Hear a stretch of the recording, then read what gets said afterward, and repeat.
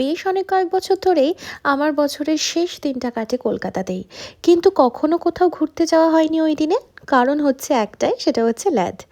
সবাই মিলে একসাথে আড্ডা মেরেই আমরা কাটিয়ে দিতাম, কিন্তু এবার হঠাৎই ইচ্ছা হলো একটু রেডি সেডি হয়ে বেরোতে। সেদিন আমরা দুপুরের খাবারটা কিন্তু বাইরেই খেয়েছিলাম। আর আমাদের দুপুরের মেনুগুলো ছিল ছোলে ভাটুরে, ধোসা, ভেজ থালি, মানে যে যেটা পছন্দ করে সেটাই আর কি। খেয়ে দিয়ে বেরোতে বেরোতে তখন প্রায় সন্ধে, আর আমরা সোজা চলে গেছিলাম নন্দনে। আর নন্দনে ঢোকার সাথে সাথেই আমরা দেখলাম চলছে সেদিন বাংলা সঙ্গীত মেলা।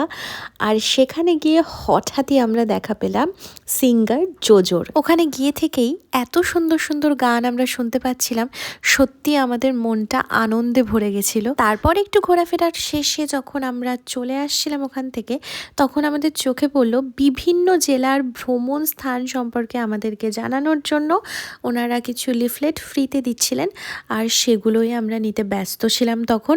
এই যে আমরা সবাই নিয়ে নিয়েছি, আর ভাই দেখাচ্ছিল ভাইয়ের হাতে কিছুই নেই। এই তো এভাবেই কেটে গেছিল আমার বছরের শেষের দিনটা। নতুন বছরে তোমরা সকলে ভীষণ ভালো থেকো, সকলের ভীষণ ভালো হোক। টাটা, দেখা হচ্ছে আবার নেক্সট কোনো ভ্লগে।